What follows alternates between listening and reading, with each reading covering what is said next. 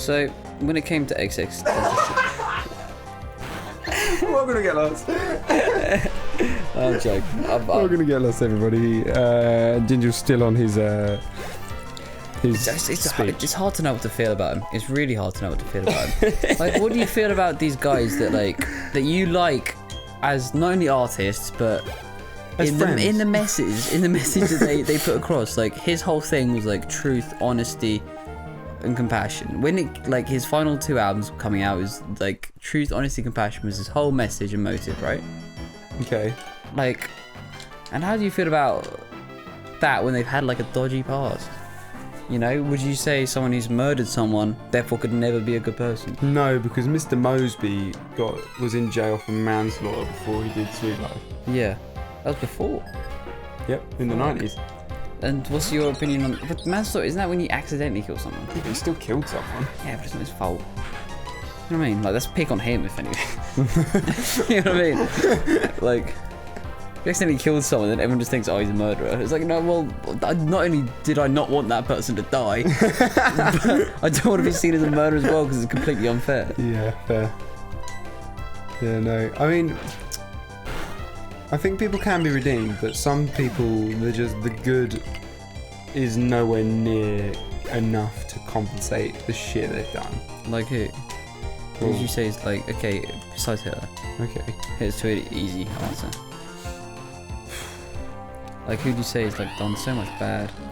Like Ted Bundy.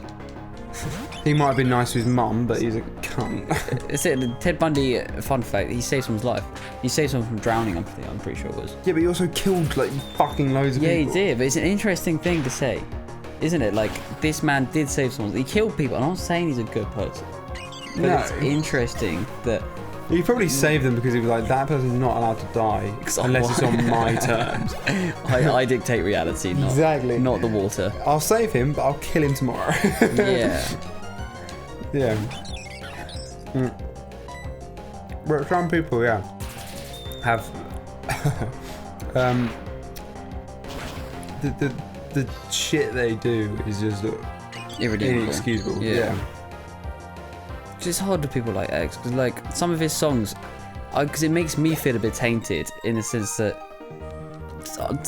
some of the songs I've connected with most have been XXX Fantastic songs. Like, connected deeply, but then it gets emotionally. into the question of separating the art from the artist. And do you believe you can do that? In cases, you can. Yeah. Yeah. Why? I feel like. Would you not say the art is like a piece of them, though? I feel like if the art comes out before like the controversy and like the shit has all come about and before you know about it, then because you've already got a connection with that art before you knew anything about the shit that was happening behind the scenes, then it's not so much you connecting with the artist, it's you connecting solely with the art. Yeah. After a controversy, you shouldn't even... If you disagree with what this person has done, you shouldn't even consume their art. Really? You know what I mean? So would you say that about Michael Jackson? If you found out now that he was a paedophile? Yeah. Then if he brought out another album, I wouldn't listen to it. But you consider his old stuff okay to listen to? Because you didn't know he was a paedophile when you... It's not you liking him then, it's you that you've got connections to their songs that are connected to your life. Do you know what I mean? So like you could have really nostalgic, great memories from listening to a Michael Jackson song. Yeah. But that's not because you're remembering Michael Jackson, unless it is and you're remembering fucking recording it with him or whatever. But like you could have... So, for instance, my first ever album I bought was Michael Jackson, King of Pop. Yeah. Like that compilation fucking album. It was such a great album. Yeah. And I bought that with my own money. That album reminds me so much of my middle school days and like how happy I was then and everything. But it's not because I love Michael Jackson. It's just the songs bring me back and have that nostalgic feeling. You know what I mean? Yeah, I get that with Jessie J. Actually, do. Price Tag. What a fucking song. Do It Like a Man. That shit, like, that throws you straight back to like year 8. Like, I love songs that bring me back to middle school because it was such an innocent time, and we were all technology was really quite new still, and we were all discovering how to Bluetooth each other's songs. Oh my god! Do you know what the main song on Bluetooth was? Right? Tell me. E.T. by Katy Perry. Really? I still think it's a banger. Still think it's I've a banger. never Bluetoothed that one. Love Story was big in my school. Oh mate, yeah. Love Story, Taylor Swift. I think I got that album. I still love that song. Same. That's such and You Belong With Me. That's also a great song. But fucking, what's it? Just the Way You Are by Bruno Mars. That was Bluetooth around a lot. Yeah. And Beautiful. Yeah. Was it Beautiful? You're Beautiful by James Blunt. No, Grenade. I'm thinking. Oh, Grenade. Okay, yeah. Grenade by Bruno Mars. What else was Bluetooth? I mean, the Akon songs were fucking. Yeah. Yeah. And then you had. I wanna make love right now. Alexandra Black. You get the bad boys. Always with you. I actually bought that motherfucker's album, man. Alexandra Burke? Yeah. Did you? Yeah, I bought an Alexandra Burke. I'm going to actually download Bad Boys right now on my phone because I forgot about that until just now. So I bought Cheryl Cole. Cheryl Cole's album I bought. Fight for This Love. That was a fucking bop, man. What was your first album you bought? I just told you. Michael Jackson. Oh yeah. Were you listening at all to the little fucking monologue I went on there? No. Did you speak of Michael Jackson?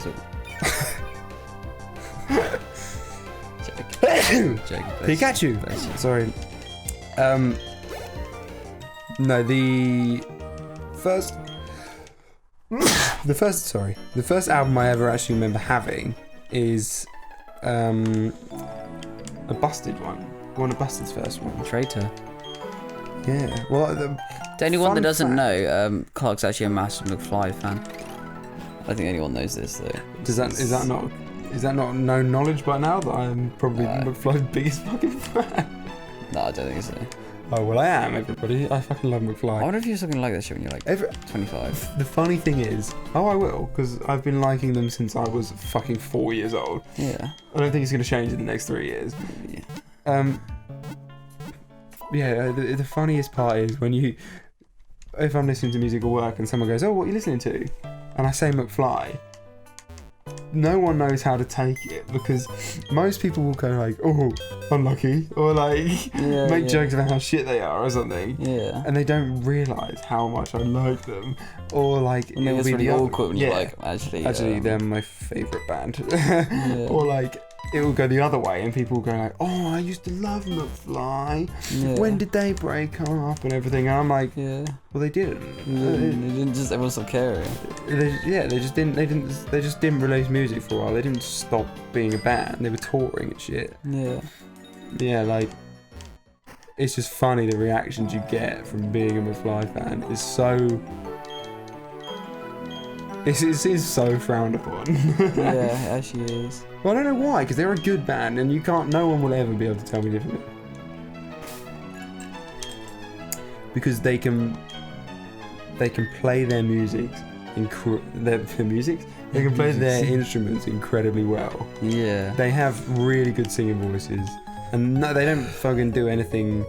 Well, like when they play live, they do it all live. I don't know. To me, like. Danny produces all the songs as well now. That would make them a better band. But like, for me, what doesn't hit about McFly, to be completely honest, right? Yeah. What doesn't hit is not the fact that, like, I just think they're really shit at making music. I don't think they're shit at making music. I think they're obviously talented musicians, they're good singers, they play guitar well. Yes. It just doesn't like make me feel how I want music to make me feel. Yeah, that's understandable. That's how I feel about it. I get that, and I get that. Like, they're not the deepest songs, but then the thing is, some of them are, and really get me like fucking emotional. Yeah. But nobody listens to them because they just like sort of completely write off them. Yeah. You know what I mean? Yeah, I get you. But they're not like, I don't know. You like more angry rap things. Not angry, it's just high energy. Yeah. Whereas. It all depends on what sort of music you're into, doesn't it? Like, I really like songs that you can belt out in the car. Yeah. I fucking love singing in the car and shit. It's just like, they're the perfect songs for me. Also, I feel like people like the songs that are in their vocal range, you know what I mean?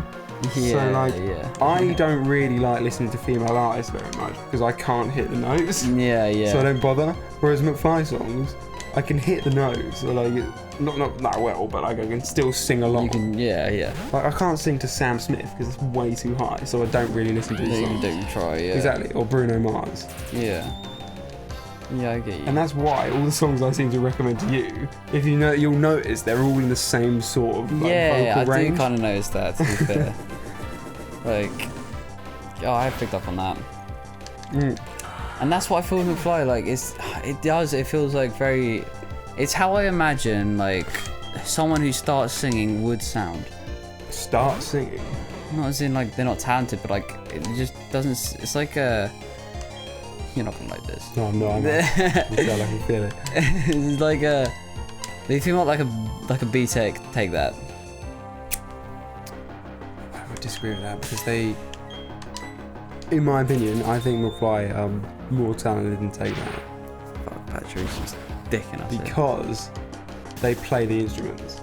Yeah. Take That just sing, and 4 out of 5 of Take That didn't even write the songs. But like, it doesn't even matter like whether some of them sing, some don't, because they just get someone who can sing to get on it anyway. You know what I mean? Well, yeah, but it's like it's not a. No, sorry, if they can't play instruments, if they can't like say like Take That, like they can't play drums, they could just get like a sick drummer to just come and just. Yeah, that's fair. But then I like the idea of, to me, a band. Yeah.